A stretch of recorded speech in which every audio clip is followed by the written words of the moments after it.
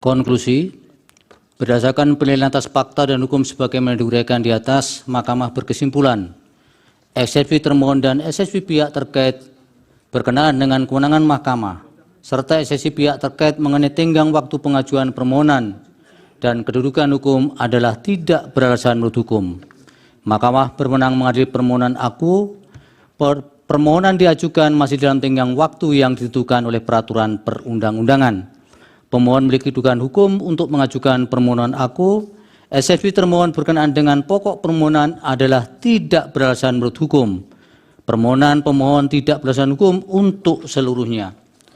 Berdasarkan Undang-Undang Dasar Negara Indonesia tahun 1945, Undang-Undang Nomor 24 Tahun 2003 tentang Mahkamah Konstitusi, sebagaimana telah diubah terakhir dengan Undang-Undang Nomor 7 Tahun 2020 dan seterusnya dianggap dibacakan. Amar putusan mengadili dalam eksepsi, menolak eksepsi termohon dan pihak terkait untuk seluruhnya. Dalam pokok permohonan, menolak permohonan pemohon untuk seluruhnya. Pendapat berbeda atau dissenting opinion. Terhadap putusan Mahkamah Konstitusi aku terdapat pendapat berbeda atau dissenting opinion dari 3 orang hakim konstitusi, yaitu Hakim Konstitusi Saldi Isra, Hakim Konstitusi Eni Nurbaningsih, dan Hakim Konstitusi Arif Hidayat sebagai berikut. Dipersilahkan. Terima kasih Pak Ketua. Saya hanya akan bacakan ringkasan dari dissenting ini. Menimbang bahwa sebelum sampai pada materi pokok atau inti pendapat berbeda atau dissenting opinion, saya akan menguraikan terlebih dahulu berkenaan dengan pemilu yang jujur dan adil sebagai bagian azas atau prinsip fundamental pemilu yang diatur dalam Undang-Undang Dasar 1945 sebagai berikut. Setelah membaca Undang-Undang Dasar 1945 secara komprehensif, dapat dipahami bahwa sistem politik demokrasi yang hendak dibangun adalah demokrasi yang bermartabat dalam kerangka persatuan dan kesatuan bangsa. Untuk itu, Undang-Undang Dasar 1945 menegaskan bahwa pemilu sebagai mekanisme demokrasi harus dijalankan secara jujur dan adil. Hal itu yang menjadi alasan mengapa pasal 22E ayat 1 Undang-Undang Dasar 1945 mengatur azas langsung, umum, bebas, rahasia, jujur, adil, dan berkala setiap 5 tahun sekali sebagai azas pemilu. Norma tersebut merupakan azas atau prinsip dasar kontestasi pemilu yang mesti dilaksanakan agar sistem demokrasi yang dicita-citakan Undang-Undang Dasar 1945 dapat dicapai. Pada saat yang sama juga akan menjadi benteng atau perisai agar demokrasi tidak dibelokkan ke arah sistem politik yang secara esensial bukan sistem politik yang demokratis. Paragraf berikutnya dianggap dibacakan.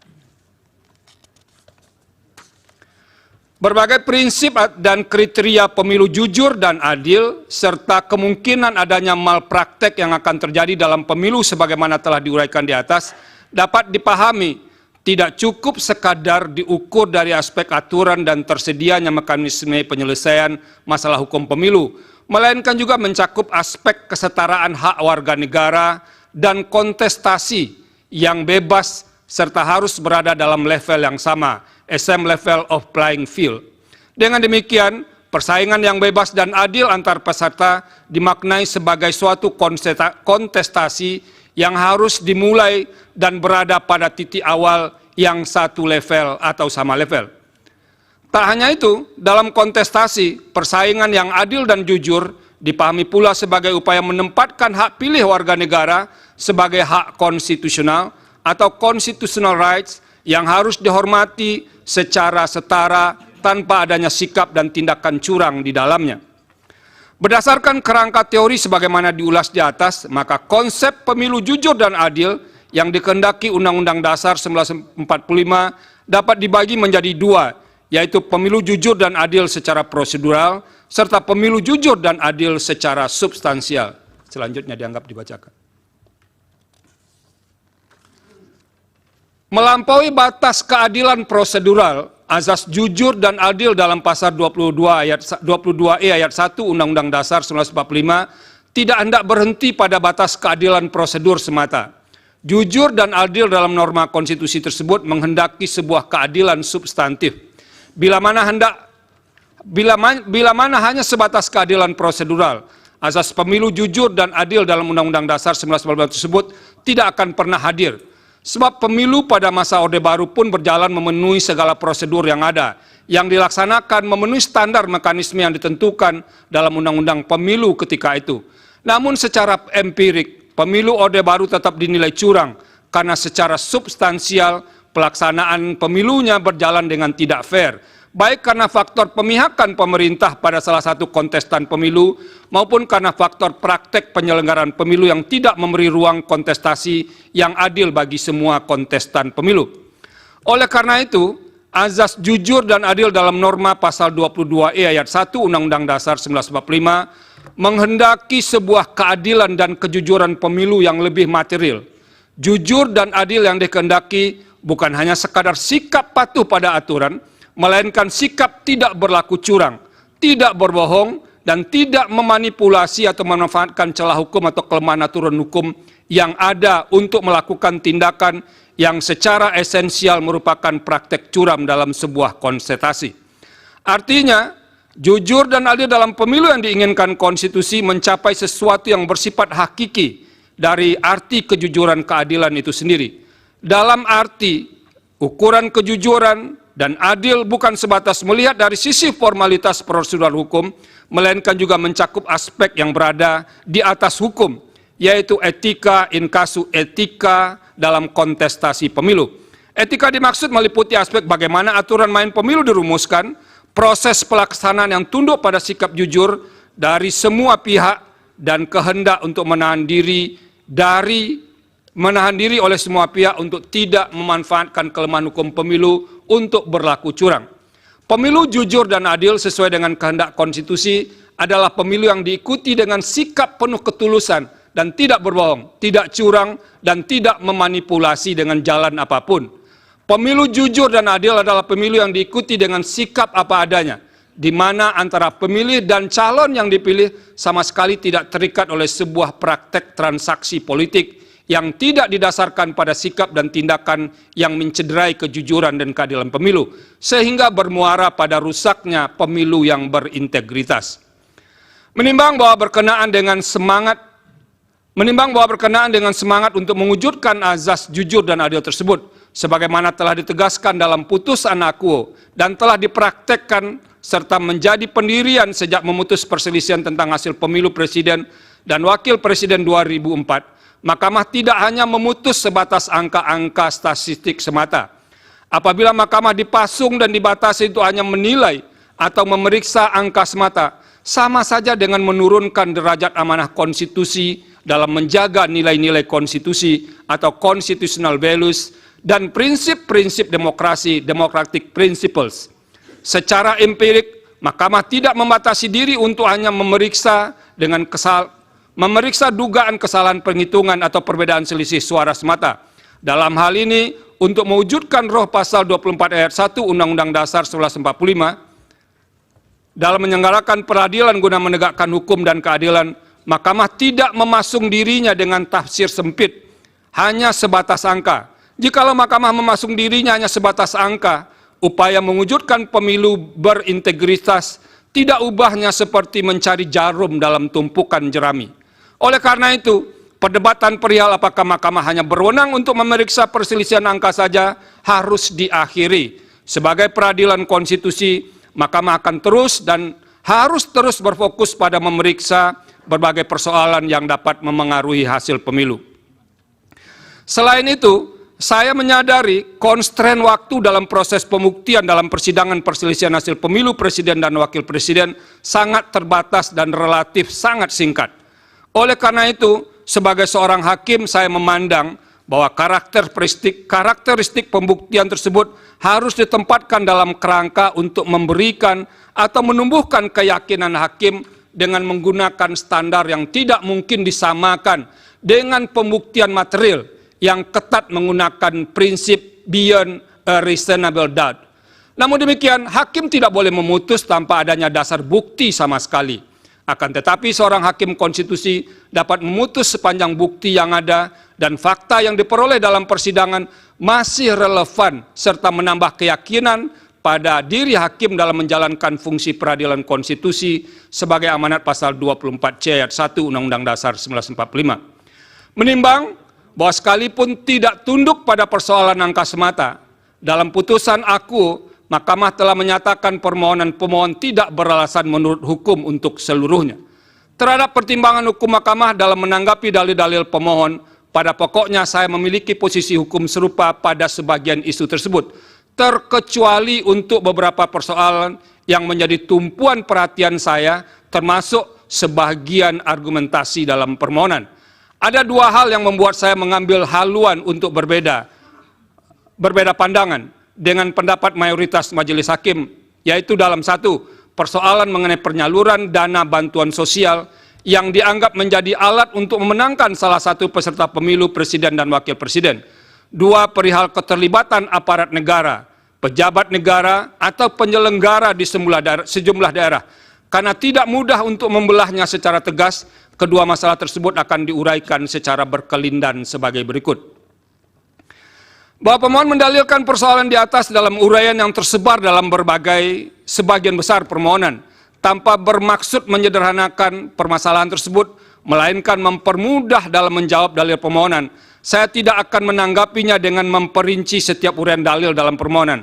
Saya mengambil inisiatif untuk menanggapi dalam dua bahagian besar.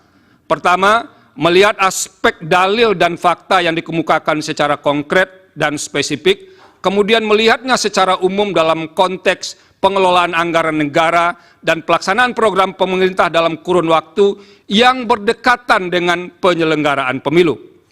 Dalam permohonannya, pemohon mengungkapkan fakta dan kejadian tertentu secara spesifik, yaitu dukungan yang diberikan Presiden terhadap pihak terkait, pasangan calon Presiden dan Wakil Presiden nomor urut 2. Dukungan dimaksud sebagaimana dalil pemohon dilakukan dengan cara mengalokasikan anggaran negara tertentu dan diwujudkan melalui pelaksanaan program pemerintah berupa penyaluran dana bantuan sosial.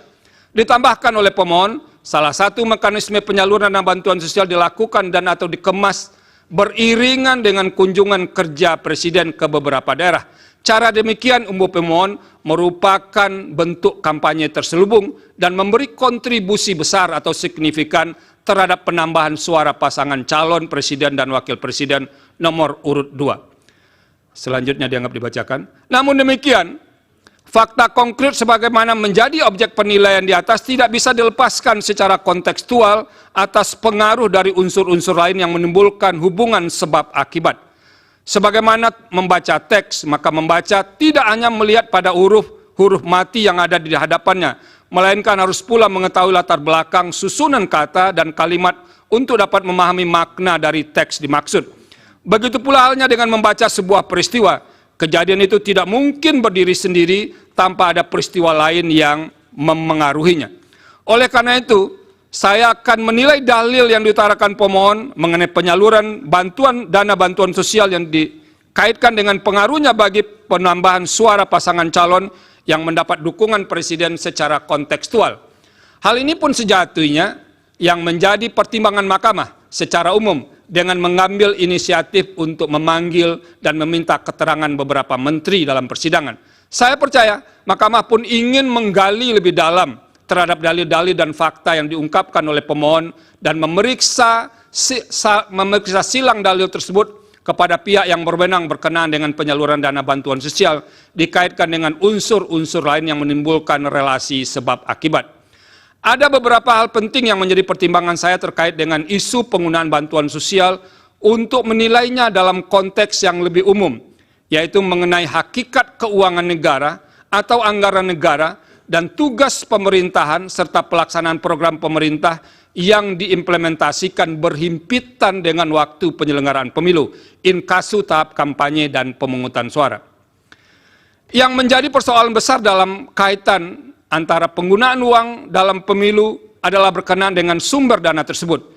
Jikalau uang yang digunakan peserta pemilu bersumber dari keuangan publik atau anggaran negara, maka derajat persoalan yang harus dihadapi akan bertambah berkali lipat. Sebab penggunaan keuangan negara yang tidak sesuai dan dapat diartikan sebagai penyalahgunaan kekuasaan. Padahal secara konstitusional, hakikat keuangan negara harus dipergunakan bagi kepentingan umum yang sebesar-besarnya kemakmuran rakyat.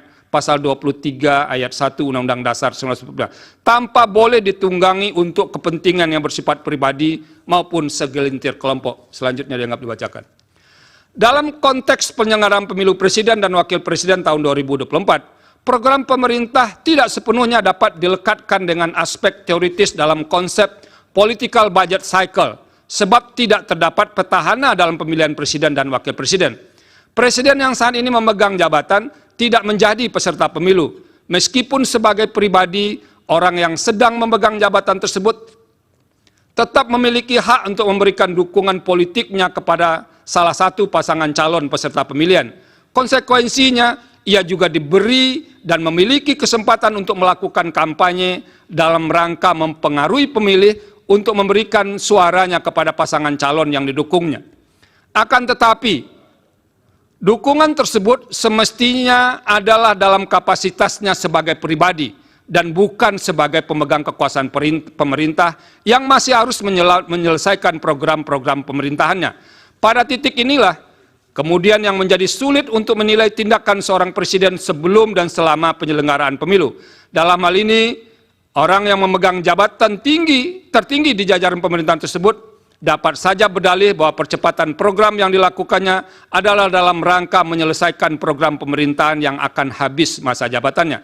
Namun program dimaksud pun dapat digunakan sebagai kamuflase dan dimanfaatkan sekaligus sebagai piranti dalam memberikan dukungan atas pasangan calon peserta pemilihan presiden dan wakil presiden. Dalam upaya menilai dan memutus persoalan ini, dengan memeriksa secara saksama bukti-bukti yang disampaikan oleh para pihak dalam persidangan, ditambah dengan keterangan yang disampaikan oleh para menteri, fakta persidangan menunjukkan bahwa aturan prosedural pengelolaan anggaran negara telah dilalui secara patut dan layak sehingga dalam proses dan tata kelola tidak mengindikasikan ada kesalahan administrasi. Namun demikian, tugas utama seorang hakim adalah memutus perkara yang diajukan kepadanya, ke hadapannya secara adil. Selain itu, hakim harus menemukan kebenaran sesuai dengan fakta dan didukung oleh bukti yang meyakinkan.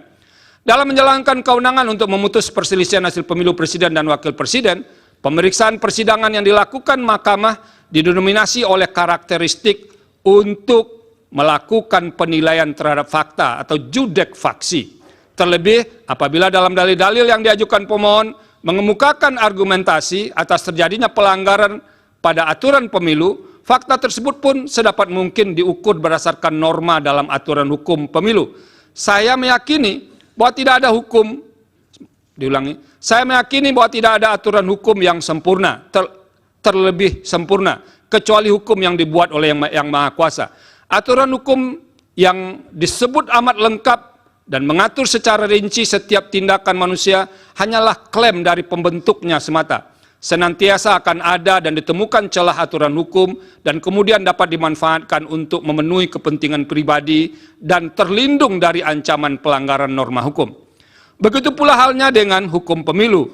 Ada celah hukum dalam hal aturan mengenai penggunaan anggaran negara melalui pengejawantahan program pemerintah pada masa yang berdekatan atau berhimpitan dengan penyelenggaraan pemilu.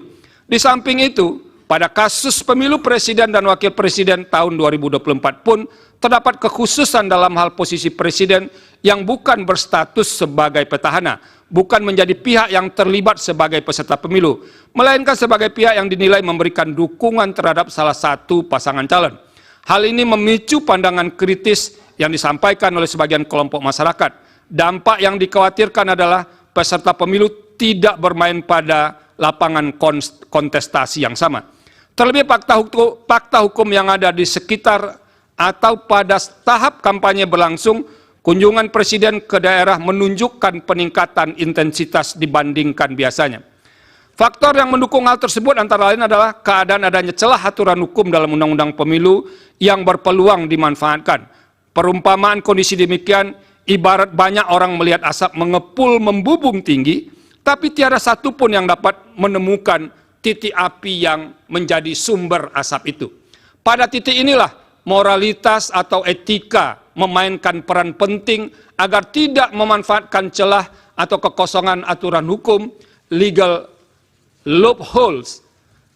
Bagaimanapun dampak dari dukungan tersebut kepada salah satu peserta pemilu menyebabkan ketidaksetaraan peserta dalam kontestasi perebutan suara rakyat.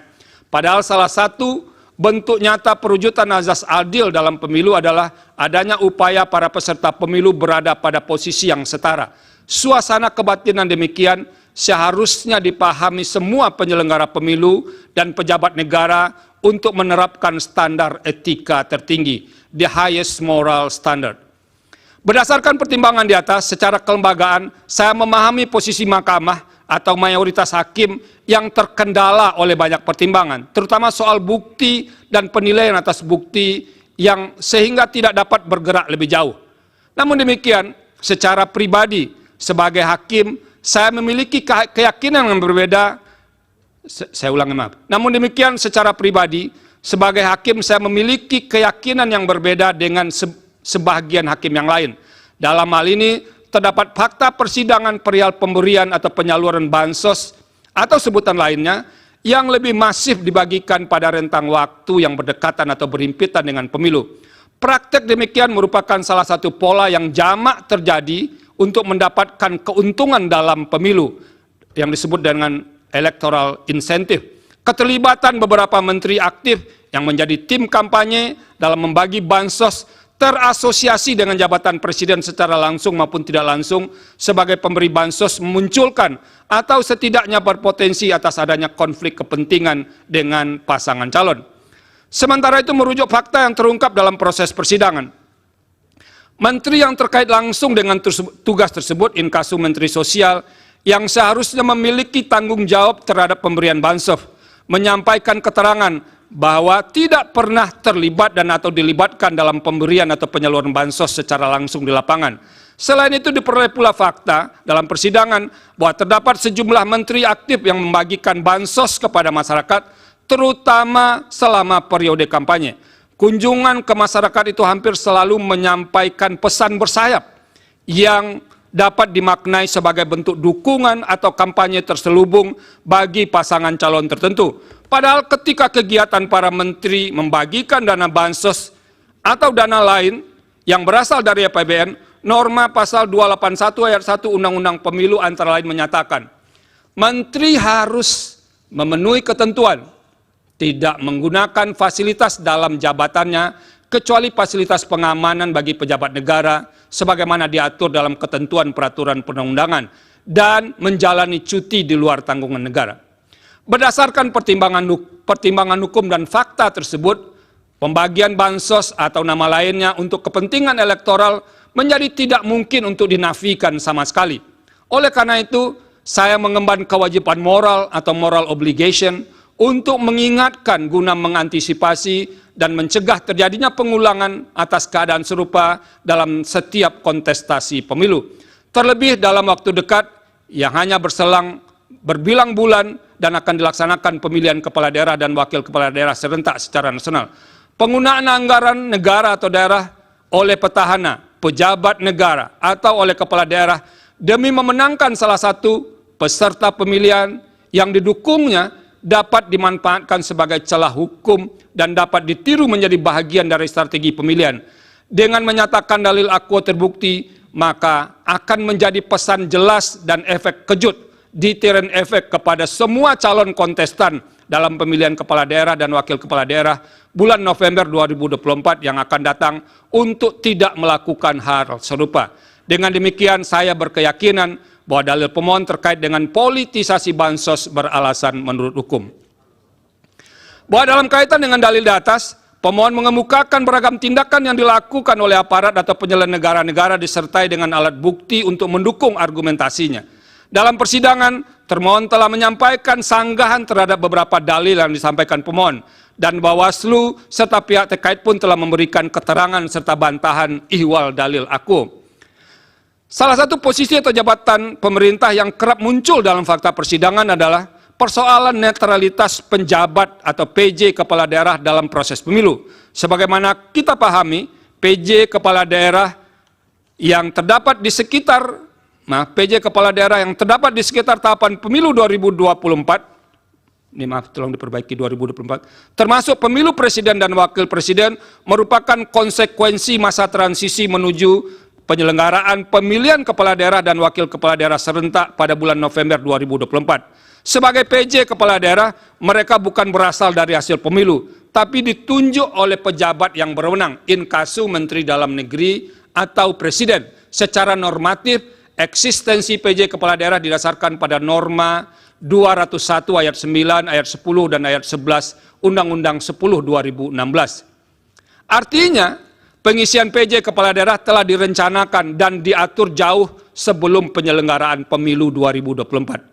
Selain berkenaan dengan PJ kepala daerah, kepala desa termasuk salah satu aparatur negara yang kerap didalilkan pemohon, khususnya terkait dengan netralitas aparatur penyelenggara. Ikhwal hal tersebut didasarkan pada fakta di persidangan, terdapat banyak laporan kepada pengawas pemilu terkait dengan netralitas PJ kepala daerah, karena dinilai memihak kepada salah satu pasangan calon. Selain itu, pengerahan kepala desa pun menjadi fakta yang dilaporkan dan juga muncul di persidangan. Setelah membaca keterangan Bawaslu dan fakta yang terungkap di persidangan, serta mencermati alat bukti para pihak secara saksama, saya menemukan bahwa terdapat masalah netralitas PJ kepala daerah dan pengerahan kepala desa yang terjadi, antara lain di Sumatera Utara, Jakarta, Banten, Jawa Tengah, Kalimantan Barat, dan Sulawesi Selatan.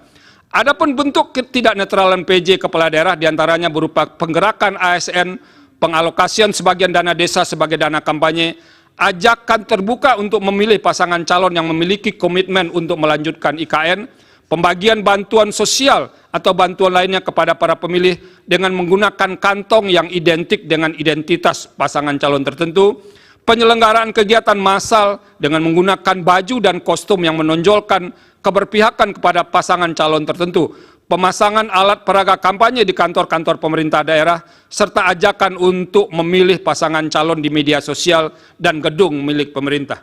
Selain soal netralitas PJ kepala daerah, terungkap juga sebagai fakta di persidangan adanya pengerahan atau mobilisasi kepala desa, antara lain seperti di Jakarta dan di Jawa Tengah. Berbagai bentuk ketidaknetralan tersebut telah dilaporkan kepada Bawaslu dan sebagiannya terbukti. Terhadap laporan yang terbukti tersebut, Bawaslu telah merekomendasikan kepada instansi terkait seperti Komisi Aparatur Sipil Negara untuk menindaklanjuti karena terbukti melanggar peraturan perundang-undangan lainnya.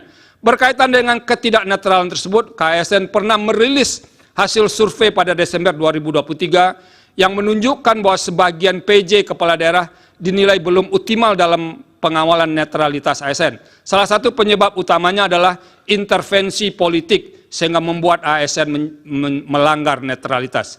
Sementara itu sebagian laporan yang disampaikan kepada Bawaslu dinilai tidak terbukti karena tidak memenuhi syarat formil atau material. Namun Bawaslu tidak memberitahu kekurang lengkapan syarat dimaksud. Hal demikian sebenarnya dapat dipandang sebagai cara Bawaslu menghindar untuk memeriksa substansi laporan yang berkenaan dengan pelanggaran pemilu. Meskipun demikian, saya berkeyakinan bahwa telah terjadi ketidaknetralan sebagian PJ kepala daerah, termasuk perangkat daerah, yang menyebabkan pemilu tidak berlangsung secara jujur dan adil. Semua ini bermuara pada tidak terselenggaranya pemilu yang berintegritas. Dengan demikian, dalil pemohon aku beralasan menurut hukum.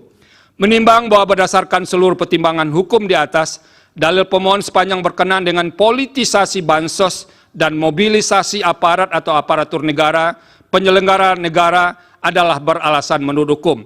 Oleh karena itu, demi menjaga integritas penyelenggaraan pemilu yang jujur dan adil, maka seharusnya Mahkamah memerintahkan untuk melakukan pemungutan suara ulang di beberapa daerah sebagaimana yang disebut dalam pertimbangan hukum di atas. Terima kasih. Yang Mulia, Prof. Eni. Terima kasih. Nimbang bahwa Mahkamah dalam putusan aku telah menyatakan menolak permohonan pemohon itu seluruhnya. Artinya semua dalil yang telah dikemukakan dalam permohonan pemohon telah dinyatakan tidak terbukti oleh Mahkamah. Namun demikian, mengenai dalil adanya keterlibatan dan atau mobilisasi pejabat atau aparat negara termasuk adanya politisasi bansos dalam proses pemilihan presiden dan wakil presiden tahun 2024, saya memiliki pendapat berbeda dengan mayoritas hakim. Sebelum menyampaikan pendapat berbeda tersebut, terlebih dahulu saya akan menjelaskan hal-hal sebagai berikut yang sebagian nanti akan saya anggap dibacakan. Bahwa para pengubah Undang-Undang Dasar 1945 pada saat melakukan perubahan telah bersepakat bulat memasukkan prinsip atau azas pemilu yang dilaksanakan secara langsung, umum, bebas, rahasia, jujur, dan adil, dan dilaksanakan secara berkala sebagai bagian yang esensial untuk mewujudkan kedaulatan rakyat. Hal ini sejalan dengan semangat bangsa yang dituangkan dalam pokok-pokok reformasi pembangunan dalam rangka penyelamatan dan normalisasi kehidupan nasional sebagai haluan negara, yang merupakan pernyataan kehendak rakyat untuk mewujudkan pembaruan di segala bidang pembangunan nasional termasuk bidang politik. Semangat tersebut dimaksudkan agar pelaksanaan pemilu tidak mengulang lagi kondisi yang pernah berlangsung selama masa pemerintahan sebelum reformasi. Oleh karena itu dikehendaki pemilu harus berlandaskan pada prinsip-prinsip tersebut di atas dengan menegaskan bahwa penyelenggara pemilihan harus terjamin kemandiriannya, termasuk lembaga pengawas pemilu. Video ketetapan MPR nomor 10/1998. Bahkan sejalan dengan semangat reformasi juga ditegaskan bahwa dalam rangka penyelamatan dan normalisasi kehidupan nasional penting untuk ditumbuhkan pemerintahan yang bersih sebagai pelayan masyarakat dan bertindak berdasarkan hukum dalam rangka lebih meningkatkan kredibilitas pemerintah di mata rakyat. Artinya reformasi telah meletakkan tonggak sejarah bangsa untuk bangkit dengan kesadaran baru bangsa Indonesia guna menggapai tujuan bernegara secara beradab dengan dilandasi nilai-nilai fundamental kebangsaan berdasarkan Pancasila. Untuk tujuan tersebut, demokrasi yang harus diperjuangkan adalah demokrasi konstitusional, yaitu demokrasi secara ideologis dan teologisnya bermaksud untuk memenuhi dan menjalankan kehendak konstitusi. Terlebih lagi, Konstitusi Indonesia telah memberikan jaminan perlindungan terhadap hak sipil dan politik yang di dalamnya mencakup hak pilih dalam pemilu. Bahwa sejalan dengan semangat penyelamatan kehidupan nasional yang dikehendaki bersama di era reformasi tersebut, maka untuk melaksanakan pemilu harus ditentukan standar dan persyaratan yang jelas. Dalam penyelenggaraan pemilu 2024, persyaratan tersebut diatur dalam Undang-Undang Pemilu, yaitu Undang-Undang 7 2017 sebagai aturan hukum atau aturan main atau rule of the game dalam konstitusi secara demokratis, yang pada prinsipnya menjalankan lebih lanjut kehendak UUD 1945 termasuk semangat penyelamatan dan normalisasi kehidupan nasional yang menjadi haluan negara dalam mewujudkan reformasi. Dalam konteks ini berlaku aksioma bahwa dalam sistem politik yang demokratis, demokrasi tidak mungkin diwujudkan tanpa adanya rule of law. Namun rule of law juga harus dilandasi oleh rule of ethics. Oleh karena itu, aturan main yang telah ditentukan dalam Undang-Undang Pemilu tidak boleh bias terhadap individu maupun kelompok tertentu. Tujuannya agar dalam berkontestasi dapat dicapai kondisi kesetaraan, yaitu kesetaraan dalam kontestasi pemilu sehingga masing-masing pihak dapat berpartisipasi secara penuh, terbuka, dan adil. Oleh karenanya dalam penyelenggaraan pemilu, penyelenggara pemilu, Inkasu, KPU, dan Bawaslu beserta jajarannya, aparat pemerintah serta semua pihak yang terkait harus benar-benar bersikap dan bertindak jujur.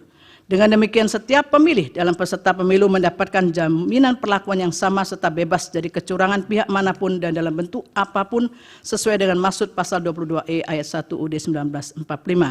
Tegasnya Undang-Undang Pemilu menjabarkan pasal 22E ayat 1 UUD 1945 telah mengamanatkan agar pemilu diselenggarakan berlandaskan prinsip langsung, umum, bebas, rahasia, jujur, dan adil berkara setiap 5 tahun dan seterusnya dianggap dibacakan. Konsep pemilihan jujur dan adil yang dikehendaki oleh UUD 1945 mencakup pemilu yang jujur dan adil secara prosedural dan substansial. Dengan demikian, dalam penyelenggaraan pemilu, penyelenggara pemilu Inkasu, KPU, dan Bawaslu beserta jajarannya, aparat pemerintah, peserta serta semua pihak yang terkait harus bersikap dan bertindak jujur agar kontestasi pemilu benar-benar memberikan ruang jaminan berdasarkan konstitusi sehingga rakyat atau pemilu secara bebas dapat menentukan wakil-wakilnya tanpa dipengaruhi oleh kondisi apapun dan oleh siapapun. Bahwa untuk menjamin pemilu yang jujur dan adil telah ditentukan aturan main dalam Undang-Undang Pemilu beserta aturan pelaksananya yang tidak sekedar untuk memenuhi prosedur kontestasi semata, namun juga harus mampu menjamin terwujudnya demokrasi substansial yang dicirikan dengan keteraturan, yakni keteraturan hukum dan etika sehingga terdapat keseimbangan rule of law dan rule of ethics yang akan menghasilkan kesejahteraan kolektif sebagai bangsa. Dengan demikian kemanfaatan dari demokrasi bisa dinikmati bersama melalui kebebasan, keadilan, kesejahteraan, dan kerukunan. Terkait dengan persoalan etika tersebut, pada era reformasi justru telah menjadi perhatian yang sangat serius yang ditandai dengan ditetapkannya ketetapan MPR nomor 6 2021 tentang etika kehidupan berbangsa.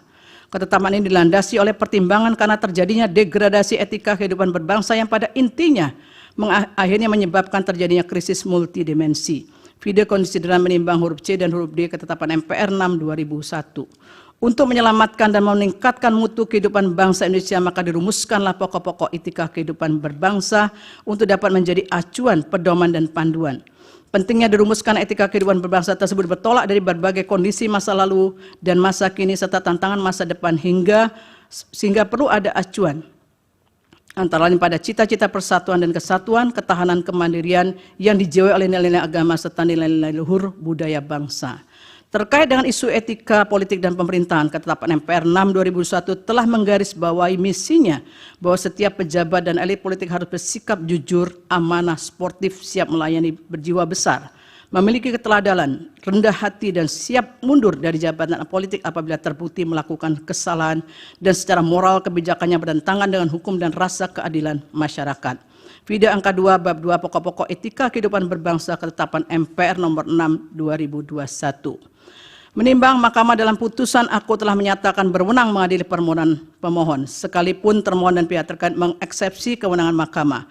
Dalam konteks ini penting bagi saya untuk menegaskan bahwa memahami kewenangan Mahkamah dalam penyelesaian perselisihan hasil pemilihan umum tidak dapat dilihat secara parsial dengan merujuk pada pasal 24 C ayat 1 UUD 1945 dan pasal 475 Undang-Undang Pemilu dan seterusnya dianggap dibacakan. Dalam kaitan ini penting kiranya ditegaskan bahwa kewenangan Mahkamah dalam menangani PHPU Presiden dan Wakil Presiden sekalipun disebutkan dalam Konstitusi dan Undang-Undang Pemilu adalah menyelesaikan perselisihan hasil, namun bukan berarti hanya terbatas pada angka-angka statistik semata. Maka apabila Mahkamah dibatasi untuk memeriksa angka semata, justru sama artinya dengan menurunkan derajat konstitusi itu sendiri, di mana Mahkamah harus menjaga nilai-nilai konstitusi dan prinsip-prinsip demokrasi. Terlebih lagi sejak penanganan PHPU Presiden dan Wakil Presiden 2024, Mahkamah tidak pernah membatasi diri untuk memeriksa dugaan kesalahan penghitungan suara semata. Oleh karenanya perdebatan apakah Mahkamah hanya berwenang untuk memeriksa perselisihan angka saja seharusnya dapat diakhiri.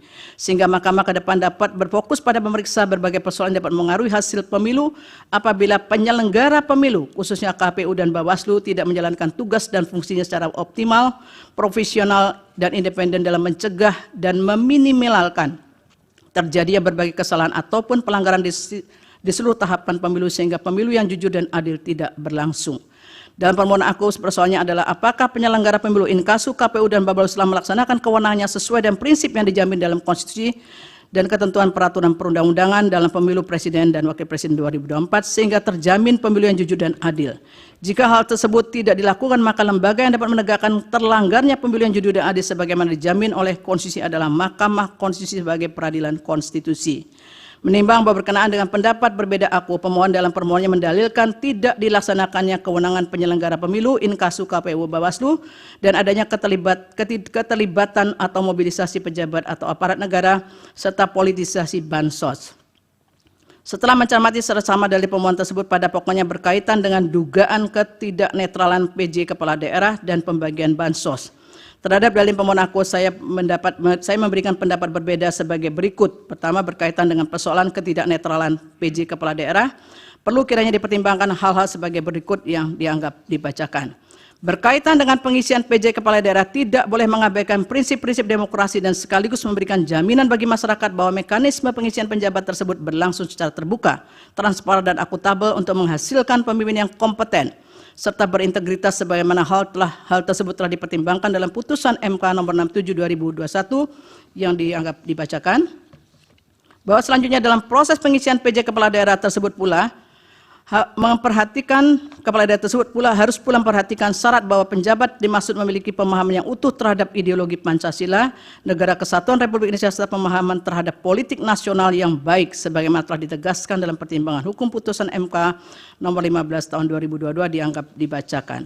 Bahwa berdasarkan kutipan pertimbangan hukum tersebut di atas, proses pengisian dan persyaratan PJ Kepala Daerah telah diatur dalam pasal 201 Undang-Undang 10 2016 dan ditegaskan pula oleh Mahkamah dalam pertimbangan hukum putusan-putusan di atas. Pada prinsipnya Mahkamah menegaskan perlu adanya kaidah dan ketentuan hukum yang memberikan pedoman dan batasan dalam pengangkatan PJ Kepala Daerah. Sebab sekalipun kedudukan PJ bersifat sementara di masa transisi, namun memegang peran strategis untuk ikut menjamin penyelenggaraan pemilu agar dapat berlangsung secara jujur dan adil. Oleh karena itu diperlukan PJ Kepala Daerah yang memiliki integritas dan pemahaman yang utuh terhadap ideologi Pancasila, NKRI, serta pemahaman terhadap politik nasional yang baik. bahwa dikarenakan sebagian besar PJ Kepala Daerah adalah ASN, maka harus tunduk pada Undang-Undang ASN. Dan seterusnya dibacakan. Di mana ASN harus bersikap netral dalam melaksanakan kebijakan menyelenggarakan pemerintahan di daerahnya masing-masing sebagaimana diatur dalam ketentuan pasal 9 Undang-Undang 5 2014 dibacakan. Dengan demikian, dalam konteks jabatan PJ Kepala Daerah sebagai ASN, hal yang perlu digarisbawahi adalah pentingnya sikap netral yang harus dimiliki dan dijalankan oleh PJ Kepala Daerah dalam menjalankan kewenangannya, terlebih lagi pada masa kampanye pemilu. Ketentuan hukum terkait dengan pengangkatan syarat serta tugas, wewenang, dan kewajiban yang melekat pada PJ Kepala Daerah sudah seharusnya dipatuhi dan dijalankan. Jika kemudian terdapat adanya dugaan PJ Kepala Daerah yang menunjukkan keberpihakan kepada pasangan calon tertentu, maka PJ Kepala Daerah tersebut telah melanggar hukum dan konstitusi dalam mewujudkan pemilu yang jujur, adil, dan berintegritas. Bahwa terkait dengan netralitas ASN adalah benar, Bawaslu secara formal telah melakukan tindakan pencegahan dengan surat Ketua Bawaslu nomor 779 dan seterusnya 2023 dan surat Ketua Bawaslu nomor 810 dan seterusnya 2023 bertanggal 12 November 2023. Surat tersebut pada pokoknya berisi himbauan netralitas pegawai ASN, kampanye oleh pejabat, dan seterusnya. Persoalannya adalah bagaimana jika surat Bawaslu tersebut diabaikan dalam penyelenggaraan pemilu presiden dan wakil presiden 2024 sebagaimana yang terjadi di beberapa daerah. Bahwa sebelum menjelaskan persoalan yang terjadi di beberapa daerah tersebut, penting bagi saya menegaskan terlebih dahulu bahwa dikarenakan permohonan perkara nomor 1 2024 dan perkara nomor 2 2024 pada pokoknya mendalilkan hal yang sama dan terhadap objek permohonan yang sama, yakni berkaitan dengan keputusan KPU 360 2024 dan seterusnya, maka dalam menguraikan persoalan yang terdapat di beberapa daerah tersebut diintegrasikan antara perkara nomor 1 2024 dan perkara nomor 2 2024 dengan menunjukkan pada buktinya masing-masing, di mana dalam penjelasannya dapat saling melengkapi. Selanjutnya, beberapa daerah yang didalilkan adanya ketidaknetralan PJ Kepala Daerah tersebut termasuk di dalamnya terkait dengan ketidaknetralan pejabat dan aparat negara adalah sebagai berikut, yaitu 1 di Kalimantan Barat, bahwa dalam permohonannya pemohon mendalilkan mengenai ketidaknetralan PJ Kepala Daerah pejabat negara aparatur negara di Provinsi Kalimantan Barat pada masa pemilu 2004 sebagai berikut, huruf A, B, dan seterusnya dibacakan. Terhadap dalil pemohon di atas, Mahkamah seharusnya juga mempertimbangkan berbagai laporan temuan Bawaslu berkenaan dengan permasalahan netralitas pejabat sebagaimana didalilkan oleh pemohon berkenaan dengan PJ Gubernur Kalimantan Barat yang dianggap tidak netral dalam masa kampanye 2024. Bawaslu dalam keterangannya memberikan penjelasan sebagai berikut, huruf A, B, dan seterusnya dibacakan. Bahwa berdasarkan hasil temuan Bawaslu di atas telah terbukti PJ Gubernur melakukan pelanggaran terhadap netralitas dalam masa pemilu 2024. Oleh karena itu, Bawaslu meneruskan kasus tersebut kepada KASN untuk menindaklanjuti sesuai dengan peraturan perundang-undangan yang berlaku. Adanya indikasi kuat pelanggaran yang telah dilakukan PJ Gubernur Kalimantan Barat, namun tidak terdapat kejelasan proses penegakan hukum atas pelanggaran tersebut menyebabkan pemilu yang jujur dan adil berintegritas telah tercederai karena adanya keberpihakan kepada salah satu pasangan calon presiden pada pemilu 2024. Kemudian yang kedua adalah Jawa Tengah. Bahwa dalam permohonannya pemohon juga mendalilkan mengenai ketidaknetralan pejabat negara PJ Kepala Daerah dan aparatur negara di Provinsi Jawa Tengah dalam masa pemilu 2024 dengan dalil-dalil sebagai berikut, huruf A, B, dan seterusnya sampai G dibacakan. Bahwa terhadap dalil pemohon di atas hanya beberapa laporan atau temuan yang ditindaklanjuti oleh Bawaslu, yaitu huruf A, B dibacakan. Bahwa berdasarkan hasil pemeriksaan Bawaslu di atas terhadap laporan terkait dengan adanya penyambutan oleh PJ Gubernur Jawa Tengah kepada salah satu pasangan calon dan penggunaan warna baju biru yang mirip dengan tim kampanye nasional Prabowo Gibran, Bawaslu menyimpulkan bahwa laporan tersebut memenuhi syarat formil namun tidak memenuhi syarat material dan tidak diregistrasi. Dalam konteks ini, oleh karena Bawaslu menyatakan laporan tidak memenuhi syarat material untuk diperiksa lebih lanjut, maka masih terdapat permasalahan berkenaan dengan netralitas PJ Gubernur Jawa Tengah. Selanjutnya, terlepas dari Bawaslu telah melaksanakan tugas pengawasan melalui penelusuran dan hasilnya dinyatakan tidak terbukti terdapat pelanggaran, namun hasil penelusuran tersebut tidak cukup meyakinkan bahwa PJ Gubernur telah bersikap netral, apalagi Bawaslu tidak bersungguh-sungguh untuk menindaklanjuti laporan tersebut. Selain itu dapat banyak bukti awal yang memberikan petunjuk adanya ketidaknetralan pejabat negara, aparat negara, dan aparatur sipil negara, serta pengerahan perangkat desa seperti adanya konsolidasi ratusan kepala desa di Kabupaten Temanggung untuk mendukung pasangan calon nomor urut 2. Kemudian terdapat kasus kekerasan politik seperti penganiayaan terhadap salah satu relawan pendukung pasangan calon. Selain itu sejumlah acara dukungan dari pejabat pemerintahan juga dilakukan terhadap salah satu pasangan calon, termasuk juga dilakukan oleh Menteri Perdagangan dan Menteri Pertanian. Seluruh kejadian ini menjadi perhatian publik yang sangat luas dalam penyelenggaraan Pemilu 2024 yang seharusnya ditindaklanjuti oleh Bawaslu sesuai dengan tugas dan wewenangnya. Namun tidak terdapat bukti yang kuat bahwa Bawaslu telah melaksanakan tugas dan wewenang secara optimal untuk menjamin terselenggaranya pemilu yang jujur dan adil. Kemudian di Sulawesi Selatan, bahwa pemohon juga mendalilkan mengenai ketidaknetralan pejabat negara dan aparatur negara di Provinsi Sulawesi Selatan dalam masa pemilu 2024 sebagai berikut, dengan dalil A, B dianggap dibacakan. Terkait dengan dalil pemohon tersebut, Bawaslu tidak memberikan keterangan yang secara utuh mengenai persoalan yang didalilkan pemohon di atas, sehingga seolah-olah tidak terdapat persoalan mengenai ketidaknetralan pejabat tersebut. Sementara Bawaslu dalam keterangannya menyampaikan hasil pemeriksaan terhadap beberapa laporan atau temuan terkait dengan netralitas pejabat di Sulawesi Selatan di masa pemilu 2024 sebagai berikut dianggap dibacakan. Bahwa berdasarkan hasil pemeriksaan Bawaslu di atas terdapat persoalan terkait pelanggaran netralitas aparat negara dalam pemilu di Sulawesi Selatan, adanya laporan ketiga Bawaslu terkait keterlibatan PJ Gubernur Sulawesi Selatan dalam kegiatan pembagian bantuan sosial, tetapi laporan tersebut dinyatakan tidak memenuhi syarat material. Selain itu, Sekda Kabupaten Takalar Muhammad Hasbi diduga mengampanyekan pasangan calon nomor urut 2 di media sosial sehingga Bawaslu Kabupaten Takalar menerbitkan surat rekomendasi untuk ditindaklanjuti oleh KASN. Lebih lanjut terdapat dugaan pelanggaran terkait dengan pengunggahan video pemasangan APK pasangan calon dan seterusnya. Berdasarkan hasil pemeriksaan terhadap laporan atau temuan Bawaslu tersebut, terdapat keyakinan yang kuat untuk menyatakan adanya persoalan terkait dengan ketidaknetralan aparatur negara dan masa pemilu di Sulawesi Selatan. Sebaliknya tidak ada bukti yang meyakinkan bahwa Bawaslu telah menindaklanjuti laporan dan temuan yang terbukti menunjukkan adanya pelanggaran pemilu secara sungguh-sungguh sehingga menyebabkan tidak terjaminnya pemilu yang jujur dan adil. Di Sumatera Utara, bahwa dalam permohonannya pemohon mendalilkan mengenai ketidaknetralan pejabat negara, kepala daerah, dan aparatur negara dengan dalil sebagai berikut, huruf A, B, C, dan seterusnya dianggap dibacakan. Bahwa terhadap dalil pemohon di atas ternyata hanya beberapa laporan dan temuan yang ditindaklanjuti oleh Bawaslu, laporan dan tindak lanjut tersebut dianggap dibacakan. Bahwa terkait dengan hasil pemeriksaan Bawaslu di atas, dalam kasus ketidaknetralan aparat pemerintahan di Medan yang mengajak ASN memilih pasangan calon nomor urut 2 direkomendasikan untuk ditindaklanjuti oleh lembaga yang berwenang. Namun dalam kasus yang lain yang mengarahkan untuk mendukung pasangan calon nomor urut 2 serta keterlibatan Menteri BUMN dalam kampanye di Deli Serdang, Bawaslu tidak meregistrasi laporan-laporan tersebut karena menurut Bawaslu tidak memenuhi syarat materi tanpa ada kejelasan. Berdasarkan hasil pemeriksaan terhadap laporan dan temuan Bawaslu tersebut, terdapat persoalan terkait dengan ketidaknetralan aparatur negara dalam masa pemilu di Sumatera Utara. Selain itu dapat pula laporan atau temuan yang tidak diregistrasi karena tidak memenuhi syarat material. Padahal beberapa kejadian tersebut menjadi perhatian publik yang sangat luas di masa pemilu Presiden dan Wakil Presiden 2024 yang seharusnya ditindaklanjuti oleh Bawaslu agar dapat menjamin pemilu berlangsung secara jujur dan adil, juga pemilu yang berintegritas. Bahwa selanjutnya pemohon mendalilkan telah terjadi politisasi pemberian bansos selama pemilu Presiden dan Wakil Presiden 2024 yang menurut pemohon bertujuan untuk memenangkan pasangan calon nomor urut 2. Berkenaan dengan dalil pemohon AKO, ketentuan pasal 34 Undang-Undang Dasar 1945 pada pokoknya telah mengatur mengenai jaminan bagi negara untuk jaminan bagi fakir miskin dan anak terlantar dipelihara oleh negara, dan negara berkewajiban untuk memberdayakan masyarakat yang lemah serta tidak mampu sesuai dengan martabat kemanusiaan.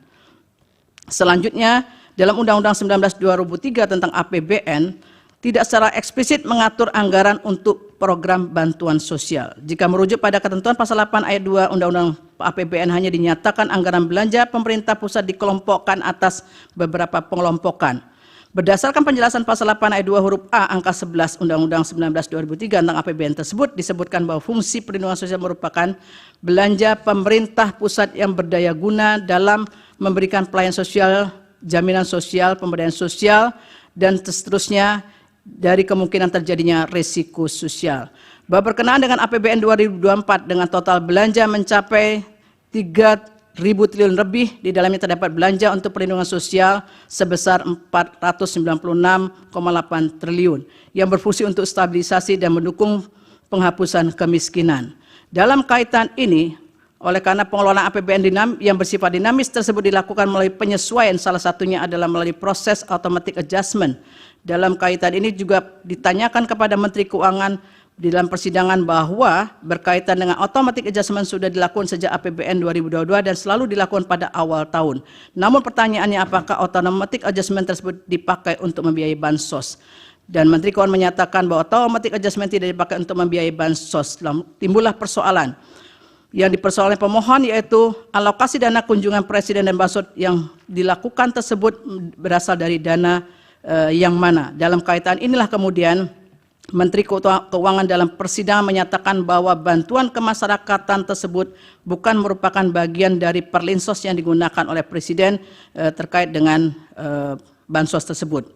Namun anggaran untuk kunjungan Presiden, anggaran untuk bantuan kemasyarakatan tersebut berasal dari dana operasional Presiden atau DOP yang berasal dari APBN.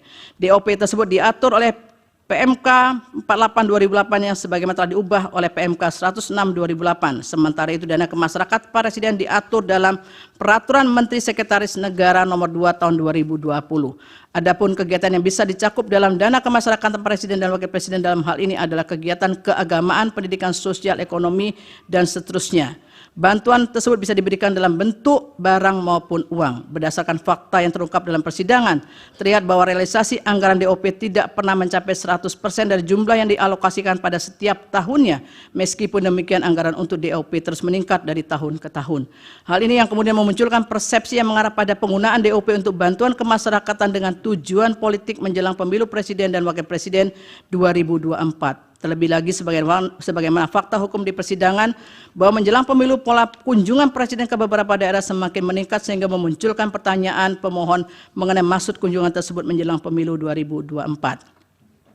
Dalam kaitan ini secara normatif, Undang-Undang Pemilu memang memberikan hak kepada Presiden, Wakil Presiden, dan Menteri untuk terlibat dalam kampanye sebagaimana ketentuan pasal 281 ayat 1 Undang-Undang Pemilu yang menyatakan kampanye pemilu yang mengikutsertakan Presiden, Wakil Presiden, Menteri, Gubernur, Wakil Gubernur, Bupati, dan seterusnya harus memenuhi ketentuan, yaitu 1. Tidak menggunakan fasilitas dalam jabatannya kecuali ada fasilitas pengamanan bagi pejabat negara sebagaimana diatur dalam ketentuan peraturan perundangan, dan B. Menjalani cuti di luar tanggungan negara.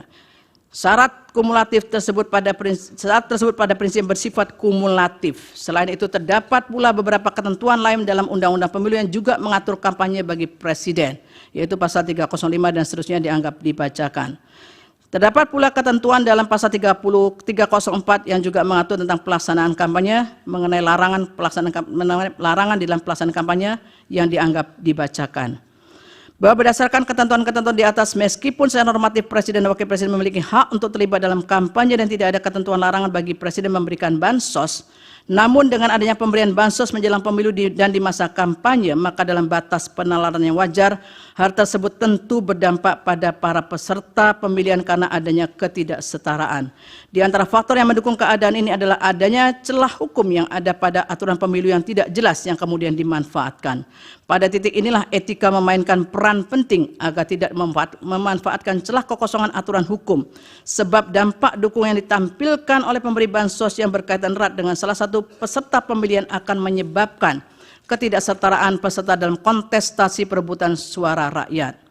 Padahal salah satu bentuk perwujudan prinsip adil dalam pemilu adalah adanya upaya agar para peserta pemilu berada pada posisi yang setara.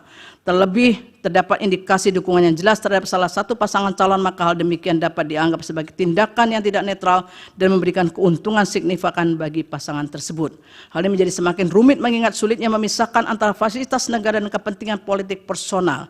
Dalam konteks inilah penting kembali diingat maksud ditetapkannya ketetapan MPR nomor 6 2001 tentang etika kehidupan berbangsa di era awal reformasi sebagaimana telah diuraikan di atas, yang harus menjadi arahan, pedoman, panduan mewujudkan nilai-nilai luhur budaya bangsa. Oleh karena itu, sekalipun tidak ada larangan pemberian bansos dengan menggunakan DOP, namun sejalan dengan makna etika kehidupan berbangsa, penting untuk dilaksanakan secara bijaksana demi menjamin pemilu yang jujur dan adil sebagaimana dijamin oleh Undang-Undang Dasar 1945. Dengan mengutip pandangan Andre Strack sebagaimana dianggap dibacakan, oleh karena itu, seorang pemimpin diwajibkan memahami dan menerapkan pentingnya integritas dan tanggung jawab dalam memegang kekuasaan publik, perlunya menjaga pemisahan yang jelas antara kepentingan pribadi dan kepentingan publik demi menjaga persatuan dan kesatuan bangsa. Terlebih dalam konteks penggunaan DOP yang berasal dari APBN untuk bantuan kemasyarakatan menjelang pemilu 2024 tidak dapat dihindari adanya tujuan politik yang memiliki pengaruh sangat kuat sehingga prinsip pemilu yang dijamin oleh konstitusi menjadi tidak sepenuhnya dapat diwujudkan. Menimbang bahwa berdasarkan seluruh uraian pertimbangan hukum di atas, dalil pemohon beralasan menurut hukum untuk sebagian tidak sebagaimana yang dimohonkan pemohon dalam petitumnya.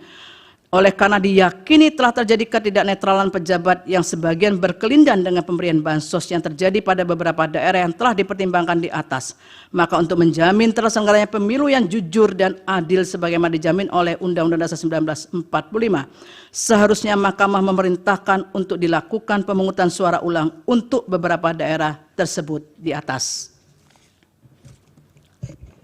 Prof. Harip. Terima kasih Yang Mulia Ketua.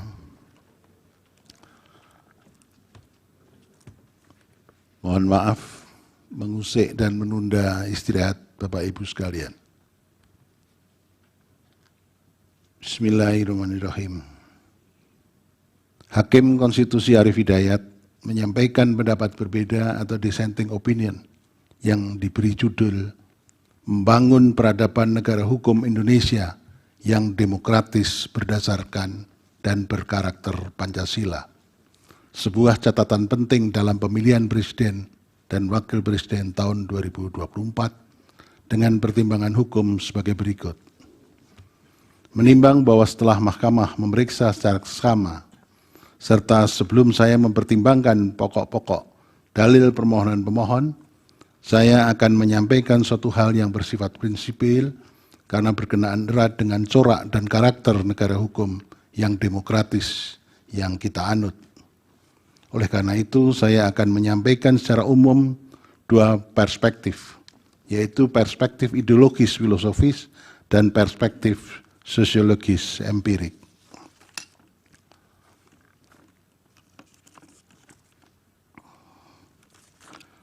Perspektif ideologis filosofis. Mohon maaf, dissenting saya 57 halaman, tapi tidak akan saya bacakan seluruhan. Perspektif ideologis filosofis. Secara sederhana, demokrasi dimaknai sebagai pemerintahan yang berasal dari rakyat, oleh rakyat dan untuk rakyat. Dalam sebuah negara demokrasi, rakyat memiliki peran sebagai pemegang kedaulatan. Sebab berdasarkan teori klasik yang digagas oleh Rousseau dengan teori di kontrak sosial, rakyat kemudian mengadakan perjanjian dengan para pemimpinnya untuk membangun sebuah entitas yang bernama negara dalam rangka menjamin pemenuhan akan hak-hak dan kebutuhannya. Dalam konteks keindonesiaan, Forum BPUPKI dan PPKI boleh dikatakan sebagai miniatur perwujudan de kontrak sosial yang merupakan tempat berkumpul seluruh komponen bangsa dari berbagai suku, daerah, dan golongan yang tersebar dari Sabang hingga Merauke untuk membahas pembentukan sebuah entitas negara, yakni negara Indonesia, dalam sebuah hukum dasar yang kita kenal sebagai konstitusi yang memuat aturan-aturan main dalam penyelenggaraan negara Indonesia yang akan dibentuk. Pasca hukum dasar terbentuk dan disahkan, maka dalam sidang PPKI itu juga telah terpilih presiden dan wakil presiden pertama, yakni Insinyur Soekarno dan Dr. Andes Muhammad Hatta pada tanggal 18 Agustus tahun 1945. Dalam perspektif historis, konsepsi negara hukum demokratis yang kita anut telah bergulir dan menjadi diskursus yang mewarnai perumusan hukum dasar tak kala para pendiri bangsa mendiskusikan, memperdebatkan gagasan ini dalam sidang-sidang BPUPKI dan PPKI. Saat itu mereka bersepakat bahwa gagasan negara hukum demokratis yang kita anut adalah gagasan negara hukum demokratis yang berbeda dengan konsepsi negara hukum demokratis yang dianut oleh negara-negara lain yang bersifat liberal, melainkan negara hukum demokratis yang berakar pada jiwa dan falsafah bangsa. Hal ini disampaikan oleh Supomo pada rapat BPUPK pada tanggal 31 Mei tahun 1945. Kutipan dianggap telah dibacakan. Keesokan harinya, dalam rapat BPUPK 1 Juni tahun 1945, Insinyur Soekarno menyampaikan karakter demokrasi yang kita anut berdasarkan pada sila keempat. Menurutnya, yang dimaksud dengan demokrasi yang kita anut bukanlah demokrasi model barat, tetapi politieke ekonomische demokrasi, yaitu politieke ekonomi demokrasi dengan sosiale rechtvaardigheid, demokrasi dengan kesejahteraan dan paham gotong royong. Menurut Soekarno, demokrasi politik dan demokrasi ekonomi menghasilkan demokrasi sosial. Muhammad Hatta juga memiliki pandangan yang tidak jauh berbeda dengan Soekarno. Hatta menyatakan dianggap telah dibacakan. Sementara Agus Salim dalam pidato di hadapan BPUPKI pada 11 Juli 1945 menyatakan dianggap telah dibacakan. Dari berbagai pandangan para pendiri negara di atas, semakin nampak jelas bahwa konsepsi negara hukum demokratis yang dirancang dan didesain oleh para pendiri bangsa bukanlah demokrasi model barat yang berkarakter liberal dan bercorak individualis yang belum tentu kompatibel dengan nilai, jiwa, corak maupun karakter bangsa kita yang cenderung memiliki kekasan tersendiri. Sebab jiwa bangsa kita berakar pada nilai luhur yang digali dari rahim Ibu Pertiwi dan dirumuskan ke dalam 5 sila, yakni Pancasila. Oleh karena itu, dalam pembukaan Undang-Undang Dasar tahun 1945 alinea keempat menyatakan dianggap telah dibacakan. Kutipan yang menyatakan yang berkedaulatan rakyat dengan berdasar kepada ketuhanan yang Maha Esa dan seterusnya memuat makna bahwa kedaulatan yang dimaknai sebagai demokrasi itu harus didasarkan pada nilai-nilai luhur Pancasila. Hal ini menegaskan bahwa anutan sistem demokrasi yang kita anut adalah anutan demokrasi yang didasarkan pada nilai-nilai Pancasila. Tidak hanya dalam ruang lingkup yang sempit dan terbatas. Apabila dicermati alinea keempat pembukaan Undang-Undang Dasar, pertama, adanya visi kebangsaan yang mesti dijadikan tujuan bersama seluruh komponen bangsa dalam rangka melindungi segenap bangsa Indonesia, memajukan kesejahteraan umum, mencerdaskan kehidupan bangsa, dan ikut melaksanakan ketertiban dunia yang berdasarkan kemerdekaan, perdamaian abadi, dan keadilan sosial. Kedua, dan seterusnya dianggap telah dibacakan. Lebih lanjut, rumusan pembukaan Undang-Undang Dasar 45 kemudian dijabarkan dalam pasal-pasal Undang-Undang Dasar. Pengaturan ihal konsepsi negara demokratis yang berdasarkan atas hukum dan negara hukum yang demokratis diatur di dalam pasal 1 ayat 2 Undang-Undang Dasar 45. Selanjutnya, secara filosofis, negara hukum demokratis mendapat spirit dan roh dari Pancasila yang termuat dalam pembukaan sehingga membentuk suatu negara hukum yang demokratis yang berkarakter Pancasila. Konsepsi dan konsekuensi hukum penerapan negara hukum demokratis yang berkarakter Pancasila berdampak pula pada corak dan karakter dalam pembentukan hukum.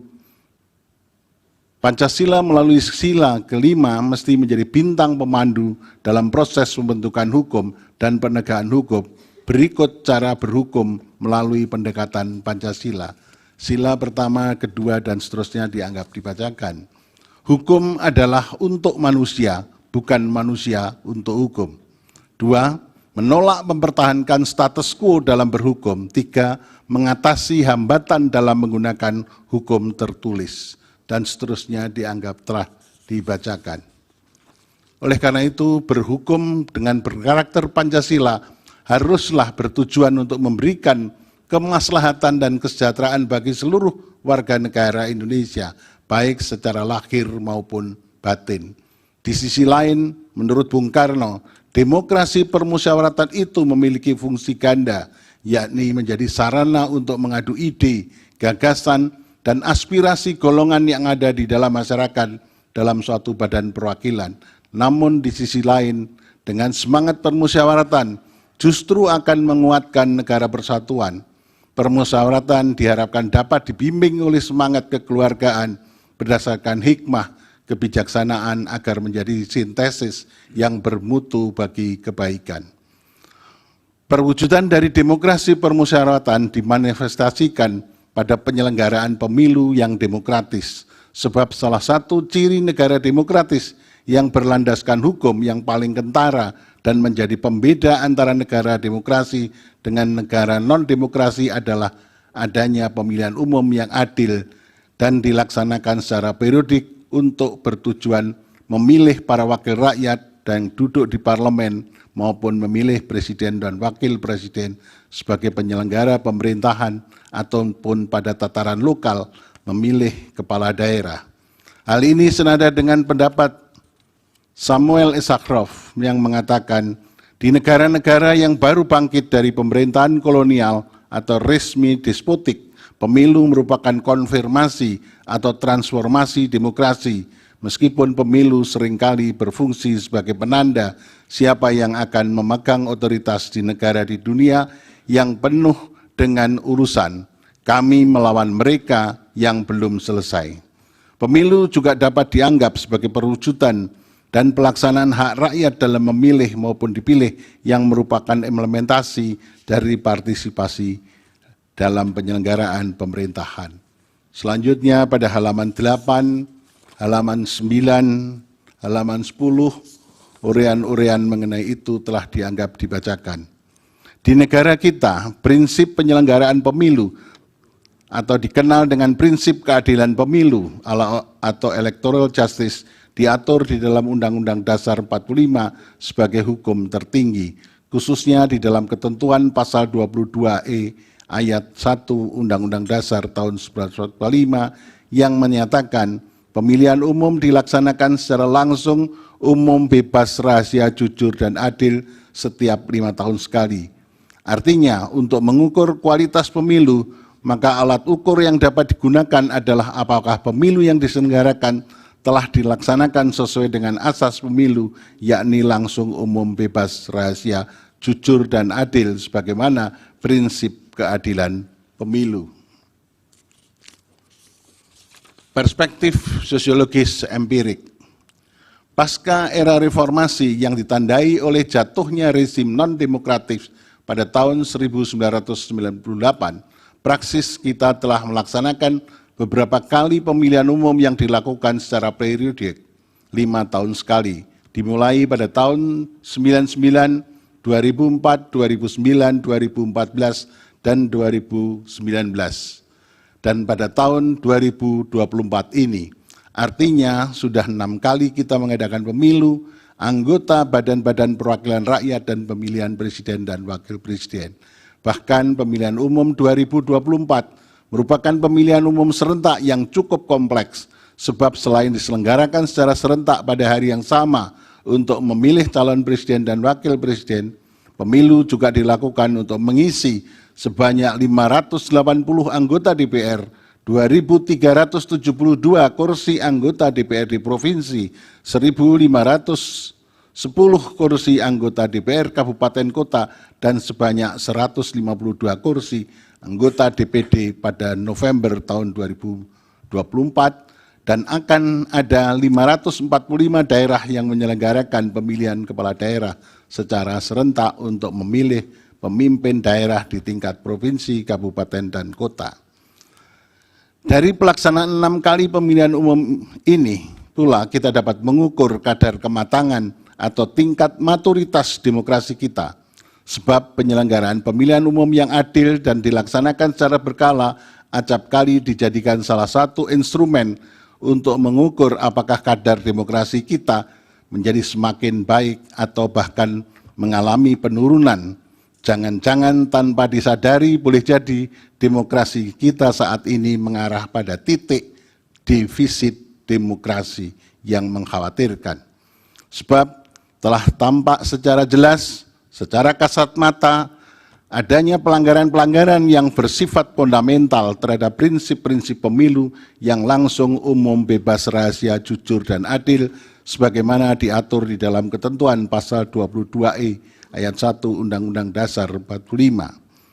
Untuk menilai penyelenggaraan pemilu apakah telah sesuai dengan asas pemilu, saya akan membahasnya dari pendekatan sistem hukum yang digagas oleh Friedman dan saat ini tentunya masih relevan untuk dijadikan rujukan guna melihat konstruksi penyelenggaraan pemilu serentak.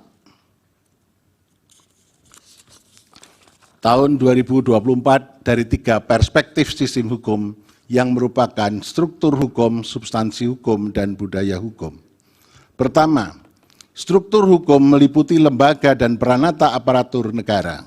Dari perspektif ini, penegakan hukum dan konstitusi khususnya berkenaan dengan pemilu demi tercapainya pemilu yang langsung, umum, bebas, rahasia, jujur, dan adil, sebagaimana amanat konstitusi mestinya menjadi tanggung jawab bersama seluruh komponen cabang kekuasaan negara, seperti eksekutif, legislatif, yudikatif, komisi-komisi independen dalam hal ini KPU, Bawaslu, DKPP dalam kapasitas dan porsinya masing-masing. Eksekutif atas persetujuan legislatif mengalokasikan anggaran pemilu serta membuat instrumen hukum pemilu yang memadai. Sementara itu KPU bersama lembaga penyelenggara pemilu lainnya seperti Bawaslu dan DKPP bertugas menyelenggarakan pemilu secara proporsional dan adil. Kepolisian dan aparat keamanan bertugas untuk menjaga agar suasana penyelenggaraan pemilu berlangsung kondusif, tertib, dan aman. Adapun sengketa hasil pemilu diselesaikan secara hukum melalui Mahkamah Konstitusi. Dalam menjalankan fungsi tersebut, setiap organ negara haruslah tunduk pada prinsip konstitusionalisme yang ditentukan dalam konstitusi dan dipagari oleh prinsip saling mengawasi, saling mengimbangi antar cabang kekuasaan negara hanya untuk memastikan bahwa setiap tindakan, prosedur, dan keputusan yang terkait dengan proses pemilu sejalan dengan hukum konstitusi, sehingga tercipta tujuan bernegara sebagaimana alinea keempat pembukaan Undang-Undang Dasar tahun 1945. Tidak boleh ada peluang sedikit pun bagi cabang kekuasaan tertentu untuk cawe-cawe dan memihak dalam proses pemilu tahun 2024. Sebab ia dibatasi oleh paham konstitusionalisme dan dipagari oleh rambu-rambu kompositif, moral, dan etika. Apa yang dilakukan oleh pemerintah presiden dengan segenap struktur politik kementerian dan lembaga dari tingkat pusat hingga level daerah telah bertindak partisan dan memihak calon pasangan tertentu. Tindakan ini secara jelas telah menciderai sistem keadilan pemilu yang tidak termuat tidak hanya di dalam berbagai instrumen hukum internasional tetapi juga diadopsi secara jelas dalam pasal 22E ayat 1 Undang-Undang Dasar 45 yang mensyaratkan bahwa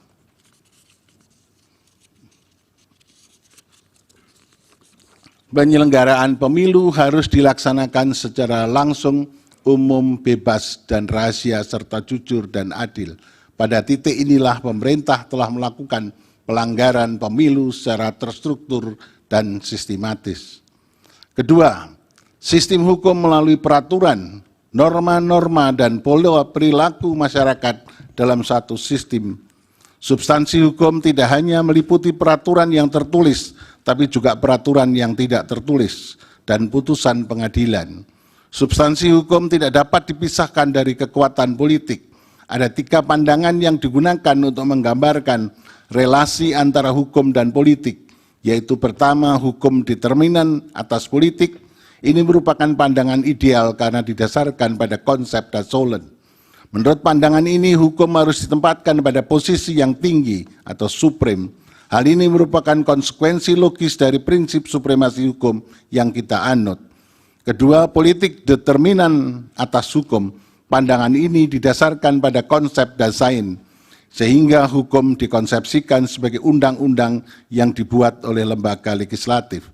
Dengan kata lain, Hukum merupakan hasil resultante dari kesepakatan politik. Ketiga, pandangan ini disajarkan pada konsep Dasolen dan Dasein yang mengkonstruksikan antara hukum dan politik tidak ada yang lebih dominan karena keduanya secara simetris saling berpengaruh. Apabila politik ditandai sebagai kekuasaan, maka politik tanpa hukum adalah sewenang-wenang, sedangkan hukum tanpa politik adalah angan-angan dan mandul. Konfigurasi politik amat menentukan karakter produk hukum yang dihasilkan. Di negara yang konfigurasi politiknya demokratis, maka produk hukum yang dihasilkan cenderung berkarakter responsif atau populistik. Sedangkan di negara yang konfigurasi politiknya otoriter, maka produk hukum yang dihasilkan cenderung ortodok atau konservatif. Mengapa saya katakan cenderung? Karena ternyata kita tidak bisa memandang secara mutlak, secara hitam dan putih. Dalam prakteknya tidak ada satupun negara yang dapat mengikuti bentuk teoritis secara utuh atau penuh. Artinya boleh jadi di negara yang konfigurasinya politik otoriter terdapat karakter produk hukum yang responsif, begitu juga sebaliknya di negara yang konfigurasi politiknya demokratis terdapat karakter produk hukum yang ortodok. Oleh karenanya dalam proses pembuatan hukum, khususnya hukum pemilu, perlu memberikan peran dan partisipasi masyarakat sehingga produk hukum dihasilkan bersifat responsif terhadap tuntutan masyarakat sebagai institusi pembentuk hukum baru. Selain DPR dan Presiden, Mahkamah Konstitusi memiliki peran dalam membentuk hukum melalui berbagai putusannya. Ketiga, budaya hukum merupakan gambaran dari sikap mental dan perilaku terhadap hukum, serta keseluruhan faktor-faktor yang menentukan bagaimana sistem hukum memperoleh tempat yang sesuai dan dapat diterima oleh warga masyarakat dalam kerangka budaya masyarakat. Poin yang terakhir ini berkaitan erat dengan kultur berhukum dan berkonstitusi dalam negara kita. Selama ini pembangunan hukum di negara kita amat lemah pada aspek ini, bahkan cenderung diabaikan. Dampak pengabaian ini dapat kita rasakan sekarang, misalnya dalam kasus pemilu. Pasca perubahan sistem pemilu yang semula tidak langsung menjadi langsung, di satu sisi sistem pemilu dan pemilu kada langsung telah memposisikan rakyat sebagai pemegang kedaulatan, memiliki kewenangan menentukan calon pemimpinnya melalui mekanisme pemilihan umum yang langsung, umum, bebas, dan rahasia. Namun di sisi lain, kultur dan mental dalam kondisi yang belum siap tak kalah menghadapi gempuran, serangan perlinsos, bansos, bantuan langsung tunai, dan semacamnya yang intensif dengan melibatkan suprastruktur politik tertinggi, yakni pemerintah yang bertindak dan bersikap partisan terhadap pasangan calon tertentu. Mencermati dan memaknai penyelenggaraan pemilu serentak tahun 2024 yang secara umum amat berbeda dari penyelenggaraan pemilu pada tahun 99, 2004, 2009, dan 2014, serta 2019. Perbedaan ini terletak pada adanya dugaan intervensi kuat dari sentral cabang kekuasaan eksekutif yang cenderung dan secara jelas mendukung calon tertentu dengan segenap infrastruktur politiknya. Anggapan bahwa presiden boleh berkampanye merupakan justifikasi yang tidak dapat diterima oleh nalar yang sehat dan etika yang peka. Memang desain politik Undang-Undang 7 2017 tentang pemilu yang membolehkan presiden berkampanye memiliki cakupan ruang yang terbatas, yakni tak kala presiden akan mencalonkan diri kembali dalam kontestasi pemilihan presiden dan wakil presiden untuk kali kedua. Artinya presiden boleh berkampanye ketika posisinya adalah sebagai pasangan calon presiden dan wakil presiden, bukan berkampanye untuk mempromosikan pasangan calon presiden tertentu ataupun yang didukungnya. Hal ini secara jelas diatur dalam bagian ke-8 kampanye pemilu oleh presiden dan wakil presiden dan pejabat negara lainnya. Pasal 299, pasal 300, pasal 301 dianggap telah dibacakan.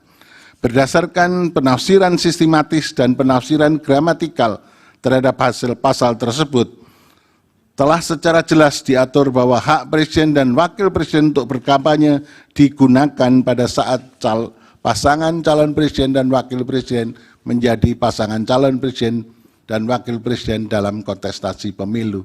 Hal ini tampak pada pasal 301 Undang-Undang Pemilu. Oleh karena itu, apabila presiden dan wakil presiden turut mengkampanyekan calon yang didukungnya, maka tindakan ini telah menciderai prinsip moral dan etika kehidupan berbangsa dan bernegara yang seharusnya dijunjung tinggi sebagaimana termuat di dalam ketetapan MPR nomor 6 tahun 2021 tentang etika kehidupan berbangsa dan secara filosofis lahir pada tahun 2021 sebagai akibat adanya kemunduran dalam etika kehidupan berbangsa sehingga menyebabkan krisis multidimensional serta untuk memulihkan kembali maka MPR kala itu membuat rumusan pokok-pokok etika kehidupan berbangsa dan bernegara. Kutipan mengenai ketetapan itu pada angka 2 etika politik dan pemerintahan yang pada pokoknya memuat hal-hal sebagai berikut dianggap telah dibacakan.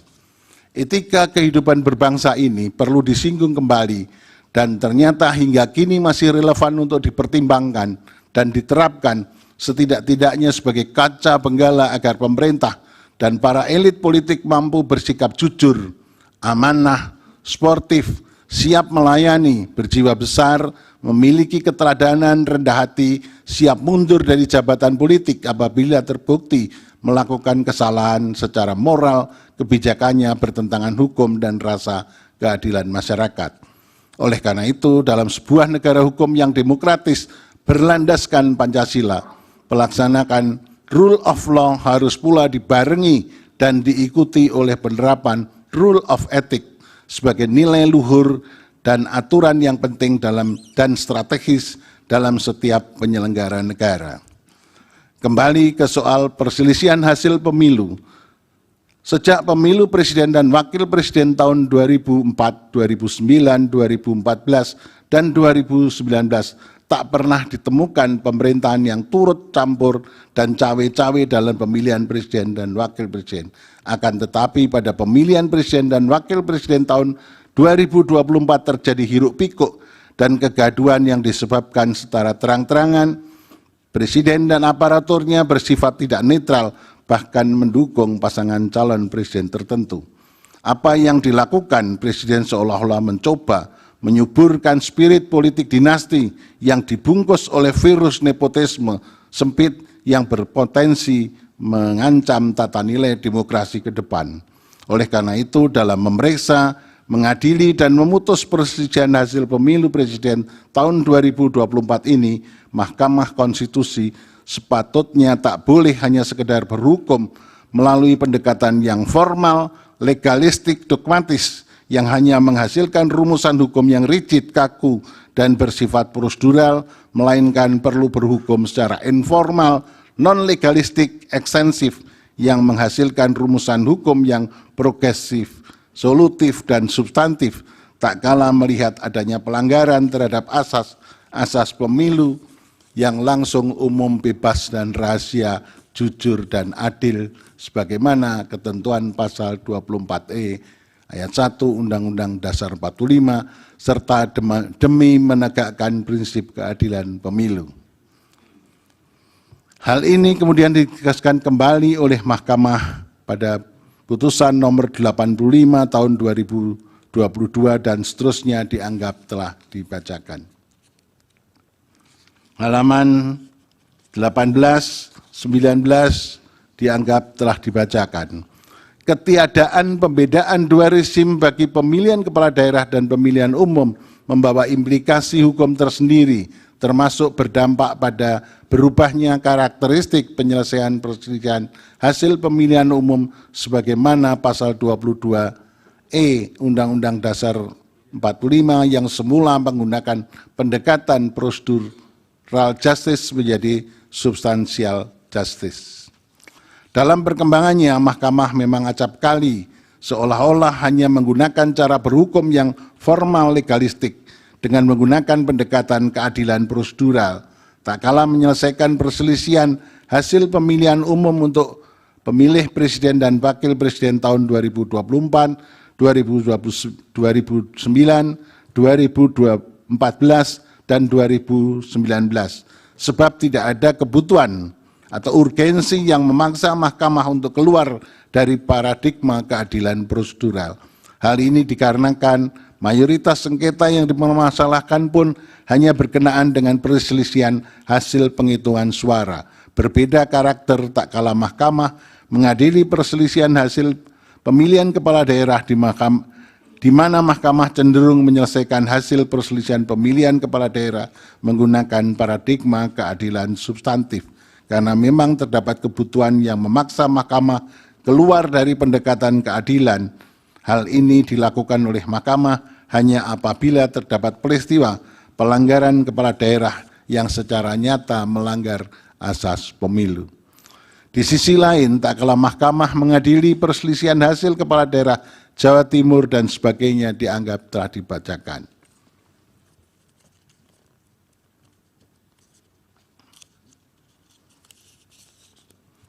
Pada titik ini, mahkamah tidak hendak menjadikan dirinya sebagai peradilan pidana atau peradilan perdata.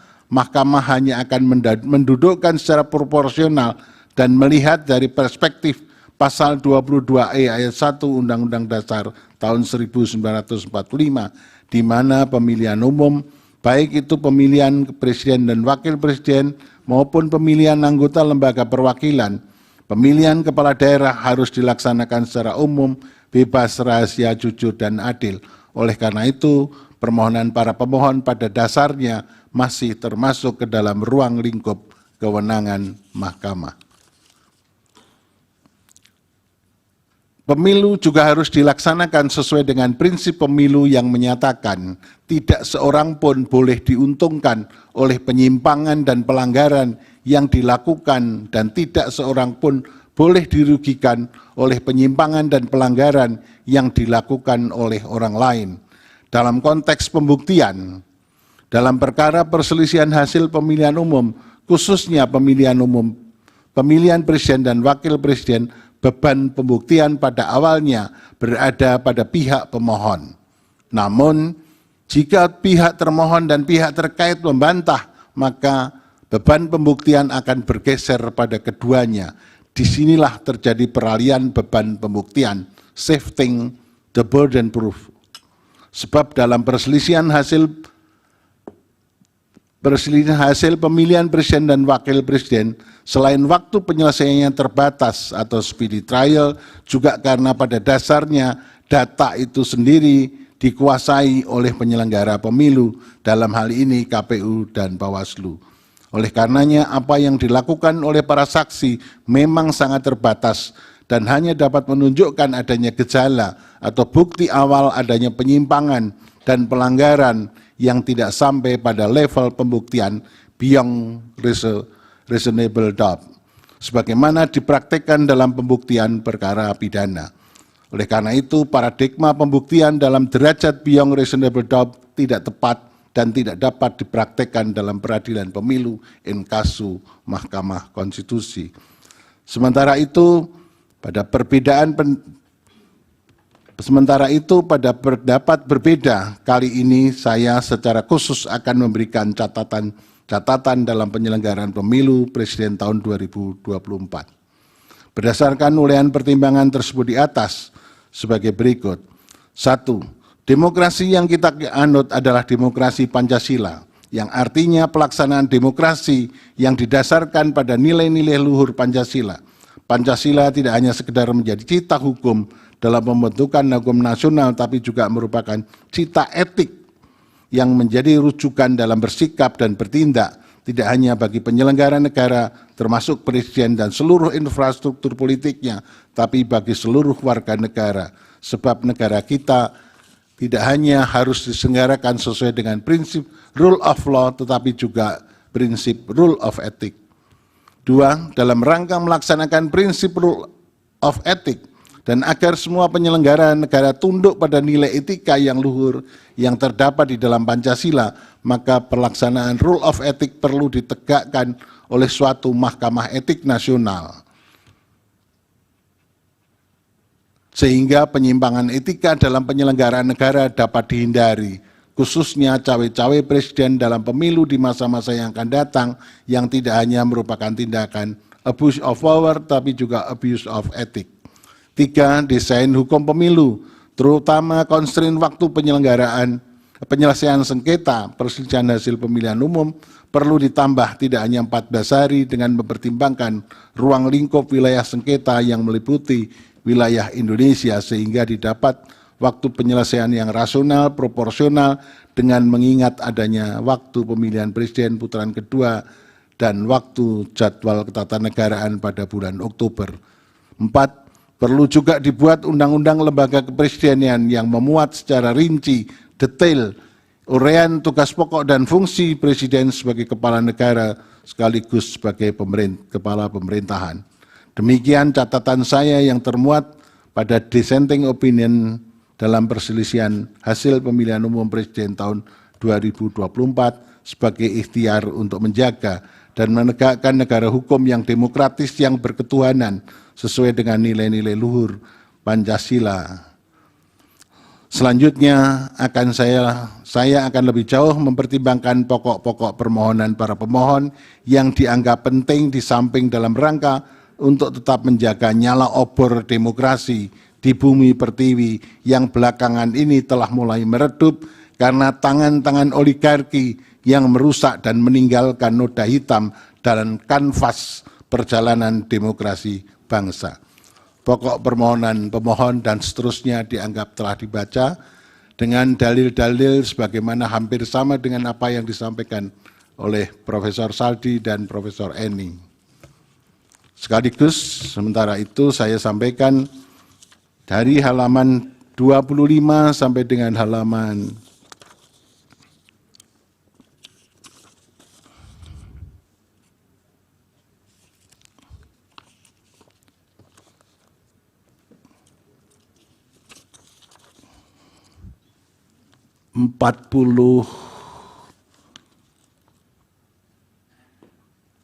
54 dianggap telah dibacakan. Semua dalil-dalil dianggap terbukti berlawanan dengan hukum, oleh karena itu harusnya dikabulkan. Konklusi, Mahkamah Konstitusi semestinya berwenang untuk mengadili. Kemudian eksepsi termohon dan pihak terkait tidak dapat diterima dalam pokok permohonan, mengabulkan permohonan untuk sebagian, memerintahkan untuk dilakukan pemilihan suara ulang di provinsi yang terbukti, Provinsi DKI, Provinsi Jawa Barat, Provinsi Jawa Tengah, Provinsi Jawa Timur, Provinsi Bali, dan Provinsi Sumatera Utara. Terakhir, perlu saya sampaikan, demikian pendapat berbeda dissenting opinion yang saya sampaikan dalam perselisihan hasil pemilihan umum Presiden tahun 2024. Hal ini saya lakukan sebagai wujud tanggung jawab moral dan penilaian profesional atau professional judgment sebagai seorang hakim konstitusi sekaligus sebagai akademisi yang independen, yang memutus sesuai dengan kewenangan serta kemampuan dan kapabilitasnya yang kelak akan saya pertanggungjawabkan kehadirat Tuhan Yang Maha Esa, Allah Subhanahu wa Ta'ala, sebagaimana sumpah saya sebagai seorang hakim yang perlu saya bacakan pada kesempatan ini. Demi Allah, saya bersumpah bahwa saya akan memenuhi kewajiban hakim konstitusi dengan sebaik-baiknya dan seadil-adilnya, memegang teguh Undang-Undang Dasar Negara Republik Indonesia tahun 1945 dan menjalankan segala peraturan perundangan dengan seluruh-seluruhnya menurut Undang-Undang Dasar Negara Republik Indonesia tahun 1945 serta berbakti kepada nusa dan bangsa. Sumpah hakim konstitusi yang diucapkan tak kala saya dilantik pertama kali menjadi hakim konstitusi bersifat final and binding di dunia maupun di akhirat bagi seorang hakim. Oleh karenanya, sumpah dan keyakinan hakim menjadi kunci keadilan bagi masyarakat. Selain itu, pudar dan menurunnya standar etik khususnya bagi penyelenggara negara menjadi musabab perlu adanya kepedulian akan pentingnya menjaga keseimbangan antara penegakan hukum, rule of law, dan penegakan etik atau rule of ethic sesuai dengan nilai-nilai luhur Pancasila. Jikalau ini tidak dilakukan, maka akan terjadi tragedi berhukum dan berkonstitusi di negara hukum yang demokratis berdasarkan Pancasila yang dapat menjauhkan kita dari cita-cita menuju negara Indonesia yang hebat, bermartabat, dan unggul dalam segala bidang. Terima kasih. Assalamualaikum warahmatullahi wabarakatuh.